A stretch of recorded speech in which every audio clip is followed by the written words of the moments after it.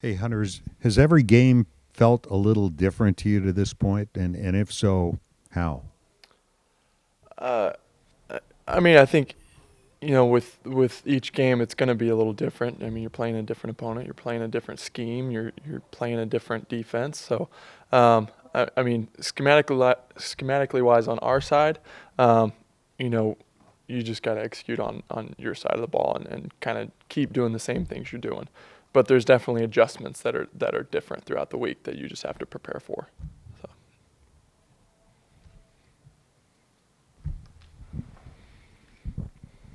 When you look back on this game in particular, how disappointed are you with your own performance? Yeah, there's some plays out there that there were, you know, plays to be made that just some that didn't happen. So you just got to go back and look at the tape and learn from it and move on. Yeah, got to play better. Got to play better. I mean, you talk about plays to be made. Are you talking about missed throws, or are you talking about missed reads at the line, or a mixture? Just some opportunities for some plays. Yeah, just some opportunities to hit some guys, on certain concepts and opportunities to make some runs and just make some plays in general. Yeah. And then coming from a program like Clemson, where obviously they had setbacks, but I think when you were there, never lost more than one game in the regular season. And coming here, where you guys have had this kind of early season setback 2 years in a row now, how does that change things? Where you guys have lost kind of a couple of games and really sort of trying to get over that hump? Yeah, I mean, football is football. You'll face adversity all the time, and so it's just about how you respond. And Coach Fitz talked about that this morning, and the offensive coaches talked about this morning as well. And so, my whole life I've been playing football, and I've faced a lot of adversity through football. So, it's nothing that I haven't seen before. What was going through your mind?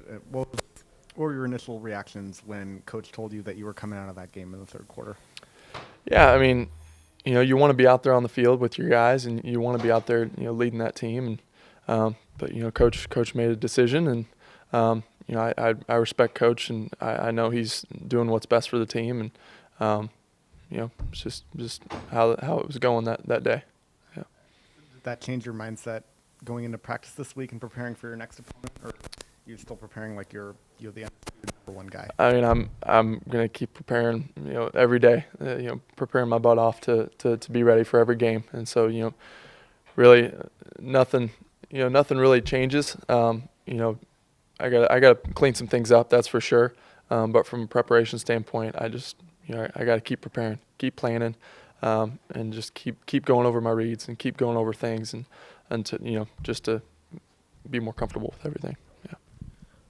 Hunter, where would you rank this game in terms of importance? Is it any other game, or now that you guys have some early season struggles, is there more of a, sense of urgency for this game? Yeah, I mean, I this week is a great opportunity for us, to go into a place like Wisconsin and play a great opponent. We're excited about this one, and we know that it's going to be a good challenge for us, and so we're going to have to prepare this week, and we've got a good plan going so far, and just got to go out and execute. That's the biggest thing. Just got to go execute and do our job. Yeah. Having faced a very tough run defense last week, how does that help prepare you for yet another tough run defense this week, where more might again be put on your shoulders through the air? Yeah, it's the Big Ten, and you're going to face a lot of good defenses all across the board, and so. Our coaching staff has been playing these teams for a long time, and they know what they're trying to do, and so we're just going to put a good plan together, and ultimately it just comes to us as an offense executing that plan. Yeah. Hunter, the interception just before halftime. What did you see? And Fitz has talked about there being an outlet man right in front of you that you are throwing the pass. Yeah, I gotta see that guy. I gotta check it down. That's just bottom line. Yeah, just gotta check it down. Just bottom line. I just gotta check it down. Yeah. Did you see the guy? Did you see the outlet guy? I was just, at the time in the moment, I was just I just need to work my progression a little bit more. Yeah, just need to work down to it.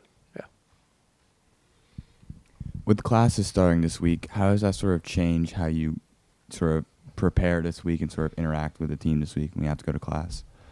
Yeah, I mean, it's part of going to school. It's part of playing college football. So, our schedules will change a little bit, but for the most part, from a football standpoint, we've been doing our same schedule that we would normally do with school. And so, from that standpoint, our schedule is going to stay the same.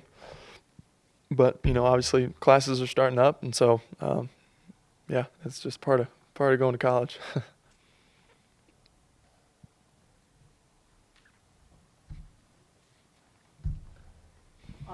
Wisconsin's defense has gotten a lot of hype this year. Are you aware of that hype heading into this, or do you just see what you see when you watch tape? And what has stood out to you about Wisconsin's defense?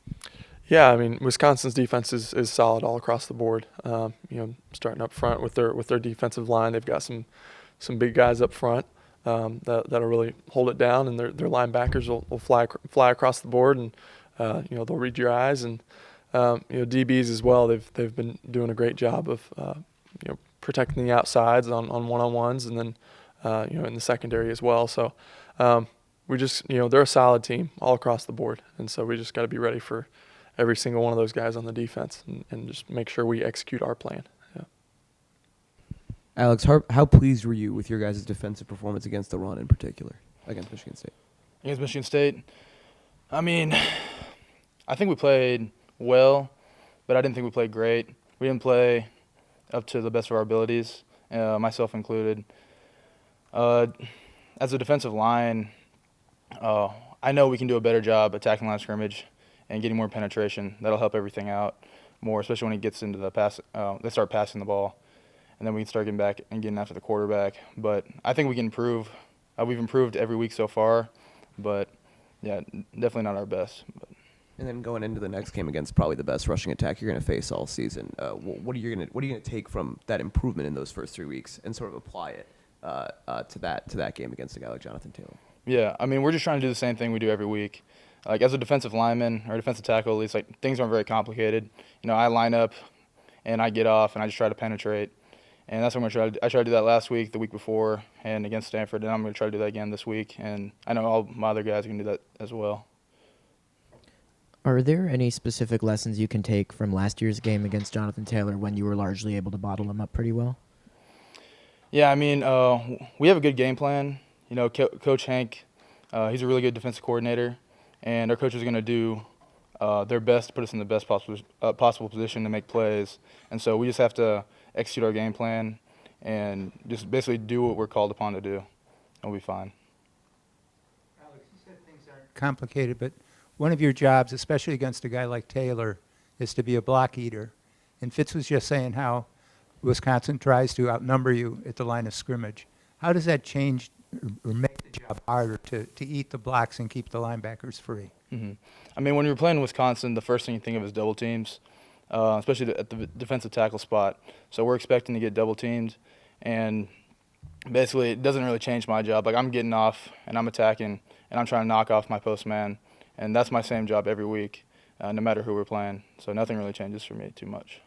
How is it, every snap you're going up against basically, a third of a ton of mean-spirited people? Yeah. What's that like?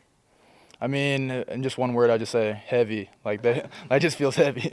But other than that, yeah, it's tough in there sometimes. Get tired, but other than that, it's good.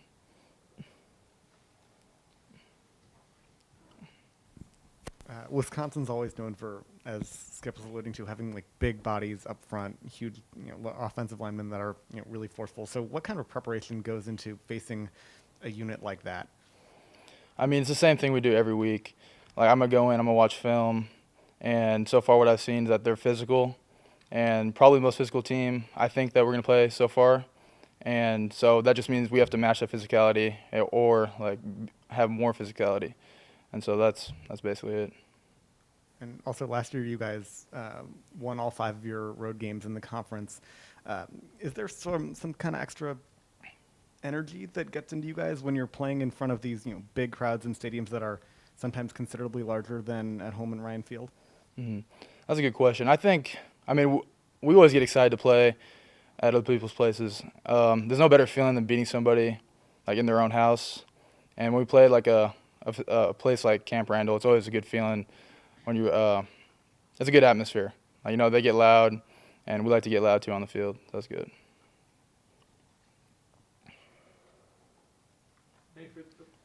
You once said that to be a defensive lineman, you have to have a certain mentality. What is that mentality? Yeah, I mean, you have to have, you have to be, I would call it, it's kind of like a warrior mentality. Like, every play, no matter what, you're going to hit somebody. There are other positions on the field to where you might not hit somebody this play. There might not be anything coming at you. But every play, like, you line up, like, like, there's a guy lined up across from you, he's looking at you. Like, he knows that you know it. Like, you're both going to hit each other.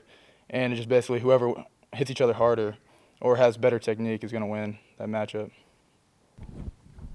Greg, with Trey Williams out in that quarterback's room, when he is out of there, do you feel like the leader on the field in terms of just the cornerback position? Yes, I think I am a big leader in that room with Trey out. I think I probably have the most experience out of the rest of the cornerbacks there playing on the field. So I try to be more of a leader now. I like to let my actions talk for me a lot. I don't really like to say too much, but I do consider myself a leader now a little bit more. And after a game like that where, you guys probably didn't have your best day as a cornerbacks group, but a lot of things went wrong on the team. How do you address sort of what happened, sort of like a team-wide malfunction when you've got to focus sort of on your own problems there? I think just as a defense, we have to play better. I know in the secondary we definitely need to play better. Like Coach Fitz said, it's all about turnovers. As a defense, we need to create short fields for offense, and as a secondary, we have to be better. We have to cone in on our technique and be better with our technique. So. Last year, you obviously got a lot of playing time as a freshman. Now, there are some freshmen now who are going through the same thing you kind of went through. What advice have you been giving them throughout this process? I just tell them just move on. Eventually you're gonna get scored on. So you always feel you feel sad, and you try not to think about it too much. Early on last year, when I got scored on the first time, I was real shocked. I haven't really got scored on too much in high school, so getting scored on in college is a big deal. It's a big crowd there, and everyone sees you at corner, especially. So, I just tell them to trust your process, trust your technique. Everything will get better eventually. It's all about volume. That's what corner is. It's hard to be out there, especially as a first-year player starting in a game like that against a really good opponent. So, you just got to stay the process. Like you were saying, there were some struggles last year, but right now you're leading the country with more than 2 pass breakups per game. So what's been the biggest thing that you think you've improved on between last year and this year? What's been the most progress? I think it's all mental. Like Coach Fitz said, the game is pretty much 80% mental, 20% reaction. So, it's just how you have to prepare every game. You have to do every play like it's your last play. I think this season in general, my film study is a lot better. I'm getting used to what I'm getting and getting used to quarterbacks, what they like and what the opposing offense likes. So, I just think it's all about film study and knowing your opponent really well. Wisconsin this year, through the first 3 weeks, has had a renewed passing attack, specifically aided by Quintez Cephas coming back. What is it that makes him as a player so hard to defend? From the film that I've seen this year so far, I think he's a great route runner. I think the quarterback makes the safe throw, and he puts it in places where DBs pretty much cannot get it.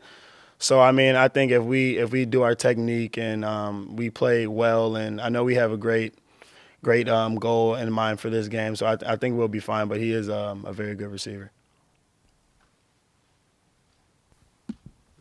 Fitz mentioned on Saturday that AJ's getting picked on now the way you were picked on last year. How does that feel, getting picked on? And then how hard was it getting over the idea that you're looked at as a weak link? For me personally, I think getting picked on was a better thing for me. I think it got me more confident, knowing that I need to make those plays and knowing that my team needs me to make those plays. So, early on, they're going to pick on him, but he's going to start making those plays. Whoever's in that second row will start making those plays, and then it'll be pretty much balanced around the field. So I think if he just stays and trusts the process, like I said, he's a young corner. He hasn't played too much football. and he's played in some big games early on. So I think that if he continues to do what he's doing and trust the process, that he'll be fine. Are you telling him that? Oh, most definitely. And Fitz said he looked around the team in general and saw attitudes that he didn't like. And one of the attitudes was, he saw some guys going, woe is me, feeling sorry for themselves. He said that's a characteristic of a young team. Is that something you had to get over last year as a young player? And do you see some of your young teammates now having to get over it? Yeah, definitely. Like I said early on, when I got scored on for the first time, I thought dang, it's my fault. We're losing this game because of me. But I know that the team trusts me, and they trust that I will make that next play. So I think definitely as a young player, that's what you really got to overcome, is just feeling sorry about yourself, getting scored on, getting caught on. I mean, it's going to happen, especially at the corner position. It's going to happen. So I think that's definitely something we're dealing with, but I think we'll get better over time. You just said the team, you have a great goal in mind for this game. What is that great goal? I mean, our goal is every week is just to go 1-0 every week. So, I mean, they have like I said, they have a great offense, as we've seen the past 3 weeks that they've played, 4 weeks that they've played. I mean, our goal is to be the best defense that we can be at that time and cause turnovers. So that's what we're focused on.